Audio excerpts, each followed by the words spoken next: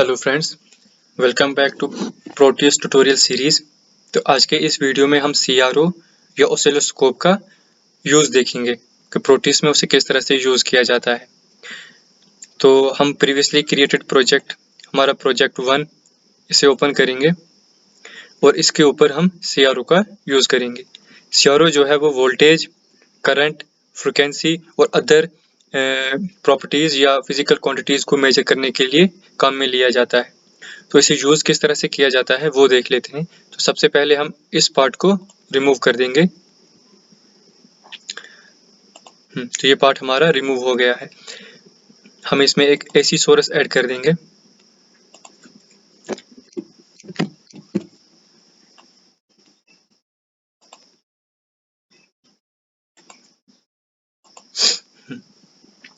तो सबसे पहले तो आप एसी और डीसी में डिफरेंस देख लो। जो एसी होती है वो जनरेटिंग स्टेशन पे जनरेट की जाती है और जो डीसी होती है वो हम घरों पे यूज़ करते हैं अपने इलेक्ट्रॉनिक इक्विपमेंट्स, जो हमारे गैजेट्स होते हैं, जैसे हमारा लैपटॉप हो गया, हमारा फ़ोन हो गया, हमारा कंप्यूटर या अदर चीज़ें जो होती हैं हमारी, उन सब में हम बैटरीज वगैरह यूज़ करते हैं या सेल या बैटरी। तो जो भी सेल या बैटरी होती हैं वो एक्चुअली क्या है, वो डीसी हमारे सोर्स होते हैं और जो हमें बाहर लाइन पे मिल रही होती है वो हमारी एसी होती है। एसी का मतलब जो एसी जो है वो एक्चुअली पल्सेटिंग होती है, मतलब कभी उसका वैल्यू पॉजिटिव होता है, कभी उसका वैल्यू नेगेटिव होती है। तो सीआरओ को अपने सर्किट में इंक्लूड करने के लिए आपको वर्चुअल टर्मिनल मोड बटन, इस पे क्लिक करना है। सबसे पहला ही ऑप्शन जो है वो ऑसिलोस्कोप है, या इसे सीआरओ कहते हैं, कैथोड रे ऑसिलोस्कोप। तो इस पे आपको क्लिक करना है। तो उसके बाद जब आप लेफ्ट क्लिक करोगे तो ये खुद ब खुद आपके सर्किट में इंसर्ट हो जाएगा। अब इसके ऊपर 4 चैनल्स हैं, ए, बी, सी और डी। हर चैनल को अलग अलग कलर दिया है ताकि आप डिफ्रेंशिएट कर पाओ कि कौन से हम सर्किट की या कौन से पॉइंट पे हम एनालिसिस कर रहे हैं या कौन से पॉइंट का वेवफॉर्म किस तरह का आ रहा है। पहले हम डीसी के वेवफॉर्म देख लेते हैं, डीसी सोर्स की। तो डीसी सोर्स को हम चैनल बी पे कनेक्ट करेंगे और देखो ये सर्किट इनकम्प्लीट है क्योंकि हम हर एक सर्किट को एक उसकी पॉजिटिव वायर होती है, एक नेगेटिव वायर होती है इसके डीसी के केस में, और एसी के केस में एक फेज होता है और एक न्यूट्रल होता है। तो अभी हमने क्या है, हमारा ये जो सीआरओ है इसे ग्राउंड नहीं देना पड़ता, बट हमारी सर्किट तो कंप्लीट होनी चाहिए। अब सर्किट को कंप्लीट करने के लिए हम क्या करेंगे, हमारा लेफ्ट राइट क्लिक करेंगे, प्लेस पे जाएंगे, देन टर्मिनल्स पे जाएंगे और ग्राउंड सेलेक्ट कर लेंगे। तो यहाँ से हमने ग्राउंड ले लिया और सर्किट हमारी कंप्लीट हो गई। तो हम इसे रन करेंगे। तो हमारा सिस्टम जो है, अभी हमारा सोर्स जो है 12 वोल्ट बैटरी है, वो हमारी चैनल बी के साथ कनेक्टेड है।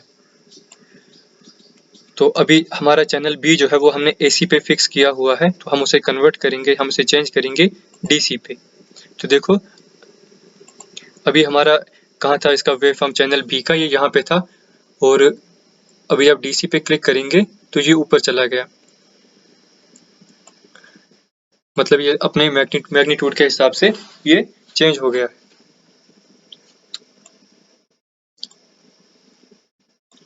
अब अगर आप देखो तो हर चैनल में बटन दिए हुए हैं, AC, DC, ground, of, invert. AC का मतलब होता है, मतलब एसी और डीसी ये हमें मैन्युअली सेलेक्ट करना पड़ता है कि हमारा सोर्स जो है वो एसी है या डीसी है। और ये जो आप देख रहे हो ये एक पोजीशन, ये बटन है, इसको आप वर्टिकली मूव कर सकते हो ऊपर और नीचे। ये क्या है, आपका जो वेव फॉर्म है उसकी अलाइनमेंट को, उसकी पोजीशन को चेंज करने के लिए है अबाउट वाई एक्सिस।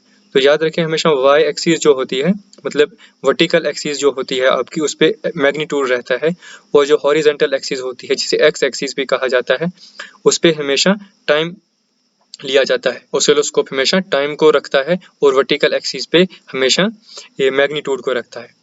अगर आपको टाइम चेंज करना है तो आप इस बटन से भी कर सकते हो। तो जैसे अगर आपने ग्राफ बनाए होंगे तो उसमें आपने देखा होगा कि हम ग्राफ बनाते टाइम एक ब्लॉक जो होता है उसका डायमेंशन फिक्स कर देते हैं, मतलब 1 मिलीमीटर, 1 सेंटीमीटर या 1 किलोमीटर जो भी है वो हम फिक्स रखते हैं। तो सेम चीज़ यहाँ पे भी होती है। अभी हमारा एक ब्लॉक जो है वर्टिकल एक्सिस पे या मैग्नीट्यूड एक्सिस पे वो 5 वोल्ट है, वो जो हमारी हॉरिजेंटल एक्सिस है उसमें एक ब्लॉक का मैग्नीट्यूड जो है वो 50 माइक्रोसेकंड्स है।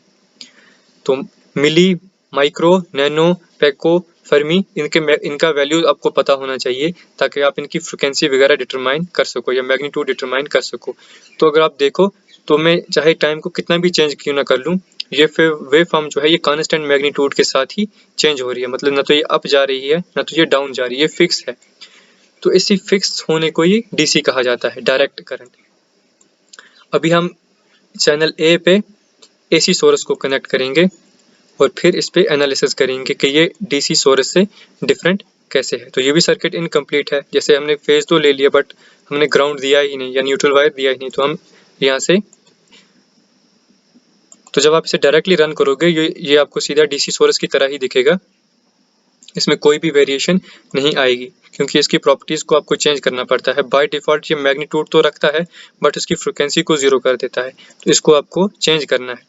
तो आप जब देखोगे एम्पलीट्यूड, इसे आपको चेंज करना है अपने रिक्वायरमेंट के हिसाब से। तो इंडिया में जो एम्पलीट्यूड होता है वो 3112 पीक टू पीक वैल्यू होता है, वो जो हम घरों पे लेते हैं इसी पीक टू पीक वैल्यू का आरएमएस वैल्यू होता है जो कि 220 वोल्ट होता है। तो फ्रिक्वेंसी जो होती है इसकी वो 50 हर्ट्ज होती है। तो जब आप इसे ओके कर दोगे और अभी रन करोगे तो ये आपका वेव फॉर्म डिफरेंट आएगा। इसे अब देखो ये चेंज हो गया है, अभी हमारा चेंज हो गया है।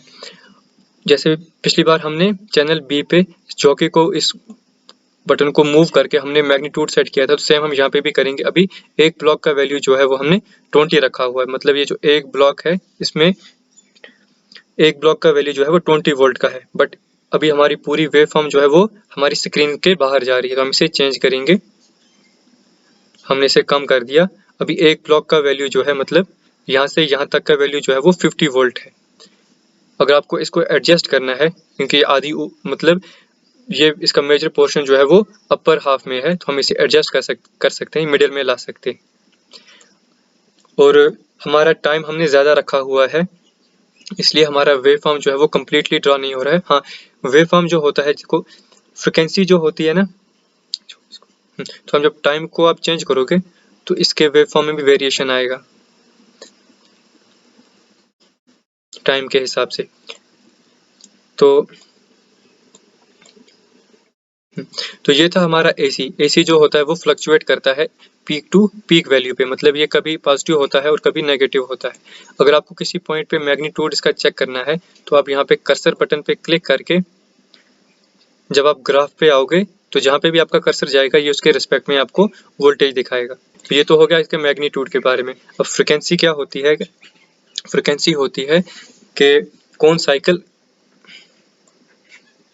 अगर आप देखो तो ये साइकिल खुद को रिपीट कर रही है। ये वेव फॉर्म यहाँ से स्टार्ट हुई, यहाँ पे एक खत्म हो गई, फिर यहाँ से स्टार्ट हुई, यहाँ पे दूसरी खत्म हो गई, फिर यहाँ से तीसरी खत्म हो गई।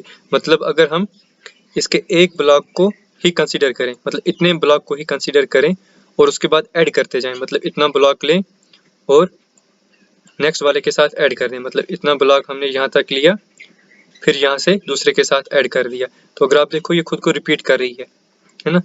तो इस तरह के जो सिग्नल्स आते हैं उन्हें पीरियोडिक सिग्नल्स कहते हैं। तो उनका जो पीरियड होता है, मतलब हमने यहाँ से एनालाइज करना स्टार्ट किया और यहाँ तक ये एक साइकिल अपनी कंप्लीट कर रही है, यहाँ से यहाँ तक, और फिर खुद को रिपीट कर रही है यहाँ से मतलब नेक्स्ट पॉइंट तक। तो इसका पीरियड जो है वो यहाँ से यहाँ तक है। अब हमें देखना होता है किसी भी वेव फॉर्म की जो फ्रिक्वेंसी हम मेजर करते हैं वो ये देखते हैं कि वो खुद को कितने टाइम में कंप्लीट कर रही है। अभी ये कितने ब्लॉक कवर कर रही है इसे एडजस्ट कर लेते हैं।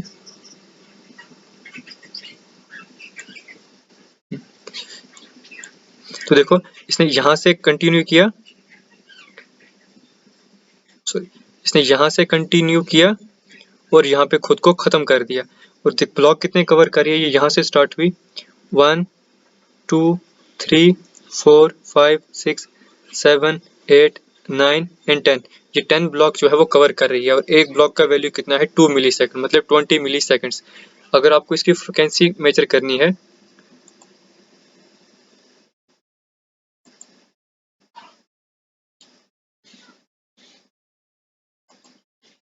तो फ्रिक्वेंसी जो होती है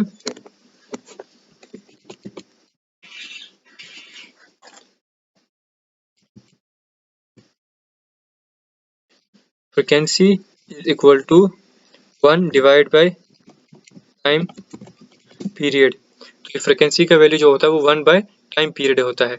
और अभी हमारा क्या है, हमें फ्रिक्वेंसी कैलकुलेट करनी है। हमारा 1 डिवाइड टाइम ये कितना ले रही है खुद को कंप्लीट करने में, एक साइकिल 20 मिली सेकेंड्स ले रही है। 20 एक मिली का मतलब 20 मिली सेकेंड्स ले रही है। मिली का वैल्यू होता है 10⁻⁻³ मतलब इंटू 10⁻⁻³ है। तो नेक्स्ट स्टेप में जब हम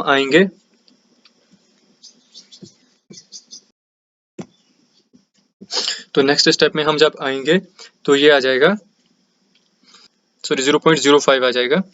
तो इसका वैल्यू आ जाएगा f